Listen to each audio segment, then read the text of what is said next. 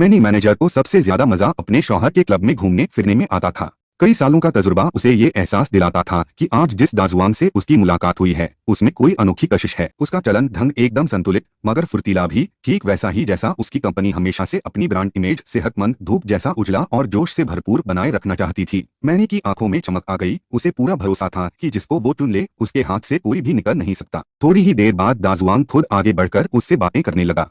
Many मुस्कुराते हुए बोली कि उसका इरादा बस काबिल लोगों को अपनी कंपनी में लाने का है और कुछ नहीं। असल में इससे पहले भी मैनी ने कई हुनरमंद लोग अपनी टीम में जोड़े थे। यह चलन नया है, प्लीज इसे लाइक और सब्सक्राइब करके जरूर जाएं, मैं आपका बहुत आभारी रहूंगा। मगर ताजा उसके फोटोग्राफर ने उसे धोखा दे दिया। कई साल की मेहरबानी और ट्रेनिंग के बावजूद वो जाकर मॉडल लड़कियों के साथ चक्कर चला बैठा। मैनी बुरी तरह भड़क गई और उसे नौकरी से निकालने का फैसला कर लिया। फोटोग्राफर बौखलाकर धमकी देने लगा कि वो उनकी सारी अंदरूनी बातें दुनिया के सामने खोल देगा। मैनी ने अब और बर्दाश्त न किया, सीधे अपनी असिस्टेंट को बुलाया और उसे सब कुछ दबेदबे निपटा देने का हुक्म दे दिया। असिस्टेंट तो वैसे भी उसकी अंधभक्त थी, मैनी के लिए आग पानी में कूदने को हमेशा तैयार। कंपनी में तो मैनी की तूती बोलती थी, वही घर के भीतर वो बिल्कुल बेजोर भेड़ बन जाती। उसका शौहर रोजाना 10 बजे के बाद ही नींद से उठता। अब तो आंख खोलकर उसे देख लेना भी उसके लिए नामुमकिन जैसा हो गया था। जवान और खूबसूरत मैनी के लिए ये हालत बड़ी तकलीफदेह थी। वो बार बार कहती कि डॉक्टर को दिखा लो, मगर उसका शौहर लियोनार्डो हर बार साफ मना कर देता। उससे भी ज्यादा सिरदर्द तो उसकी सौतेली लड़की थी जो हर जगह उससे टकराती नजर आती, आंखों में हमेशा हिकारत लिए घूमती। आखिर जब मैनी ने घर में कदम रखा था तब वो बस एक आया नौकरानी ही तो थी। अब याओ शेनी बन चुकी थी मालकिन। बूढ़े को छोड़कर बाकी सब यही समझते थे कि वो पैसों के लिए ही ये सब करती है,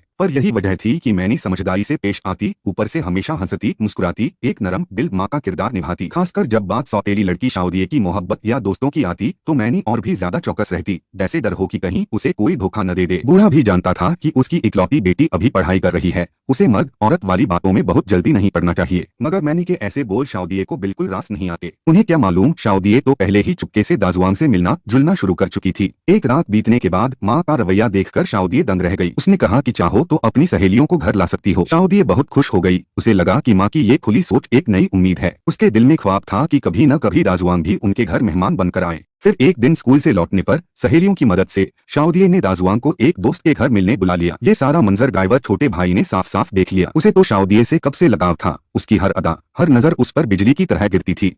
लेकिन जैसे जैसे माहौल गर्म हो रहा था ड्राइवर ने चुपचाप बूढ़े को खबर कर दी। बूढ़ा आते ही शाउदिए की सारी मेहनत पर पानी फिर गया। हाथ आई मोहब्बत की घड़ी फिसलकर निकल गई। उसका गुस्सा सीधे ड्राइवर पर फूट पड़ा। ड्राइवर अवाक रह गया। शाउदिए की एक टेढ़ी बात उसके लिए जैसे आसमान से बिजली गिरने जैसी थी। उसी वक्त उसे समझ आ गया कि असली ताकत सिर्फ पढ़ाई और हुनर से ही आती है। उधर दाजुआन जल्दी ही मैनी की कंपनी में शामिल हो गया। जब पहली बार कैमरे के सामने आया तो बिना किसी झिझक के पूरे आत्मविश्वास से हर हरकत सधी हुई और बेबाक। उसकी आंखों में साफ दिखाई देता था, एक तरफ संतोष और दूसरी तरफ एक नई सनसनी। किसने सोचा था कि दाजुआन बिल्कुल वैसे ही निकलेगा जैसे इमेज कंपनी सालों से ढूंढ रही थी। इस मौके को अपने हक में करने के लिए मैनी ने चाल चली। उसने असिस्टेंट को कहा कि मॉडल लड़कियों को बूढ़े से मिलने भेज दो। बूढ़ा झांसे में आ भी गया, मगर असली खेल तो तभी हुआ जब वो कुछ शुरू करता। उससे पहले ही मैनी ने उसे रंगे हाथ पकड़ लिया। अब घर में बूढ़े की इज्जत धूल में मिल चुकी थी। मैनी उसे दिन रात डांटती, उसका हाल छलनी जैसा कर दिया। इसी बीच जब मैनी ने कहा कि वो कुछ दिन के लिए विला बंगले में रहेगी तो शाउदिए खुशी से झूम उठी। उसे लगा अब वो दाजुआन के साथ चैन से और मजे लेकर वक्त बिता सकेगी। दोनों की सोची समझी चाल एक हो गई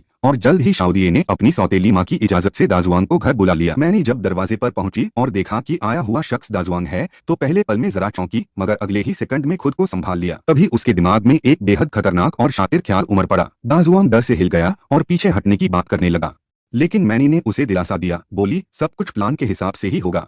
बात इतनी आगे बढ़ गई कि हालात काबू से बाहर होने लगे। प्लीज लाइक, शेयर और सब्सक्राइब करके जाएं। मगर दुनिया में कोई भी राज ज्यादा देर छिपा नहीं रहता। तो अचानक उसकी नजर ऐसे मंजर पर पड़ी कि वो दंग रह गया। दिल दिमाग उलझ गए। तकरीबन 1 घंटे तक सोचते सोचते आखिर उसने हिम्मत जुटाई और शाउदिए को जाकर सब बता दिया, दाजुआन और उसकी सौतेली माँ का रिश्ता। मैंने खुद भी हैरान थी कि बदला इतना आसान कैसे हो गया। शाउदिए ने जब ये मंजर अपनी आंखों से देखा तो वहीं ढह गई, होश खो बैठी और सब कुछ भूलकर सीधे सौतेली माँ के कमरे में जा घुसी। कमरे के भीतर का नजारा देखकर वो पत्थर की मूर्ति बन गई, न हिल सकी न बोल सकी। मैंने ने कभी सोचा भी नहीं था कि इतनी देर से बुनी गई उसकी चाल और बदले की साजिश इतनी जल्दी ढह जाएगी। सच सामने आते ही उसने नकाब फाड़ दिया। चीख चीख कर वो उन तमाम सालों की भड़ास निकालने लगी जो उसके दिल में दबी पड़ी थी। इसी बीच पुलिस को भी पक्के सबूत मिल चुके थे। मैनी और उसकी असिस्टेंट ने मिलकर फोटोग्राफर को फंसाने और उसका नुकसान करने की जो साजिश रची थी उसका भेद खुल चुका था। पुलिस फौरन मौके की तरफ बढ़ रही थी। और तभी उसने वो छोटा सा पिस्तौल निकाल लिया जो वो पहले से छुपा कर रखी थी। उसके पास बस एक ही राह थी, साथ जीना, साथ मरना। लेकिन ठीक उसी नाजुक पल में ड्राइवर छोटा भाई फिर आगे आया। उसने शाओदिए को मौत के मुंह से खींच निकाला। पुलिस ने भी मौके पर घेराबंदी कर दी। आखिरकार मुठभेड़ में मैनी घायल हो गई और ऊंचाई से गिरकर उसकी सांसें वहीं थम गई। आखिर में वही हुआ, मैनी जितनी चालाक बनी उतनी ही चालों में खुद फंस गई। ज्यादा होशियारी ही उसकी जान ले बैठी।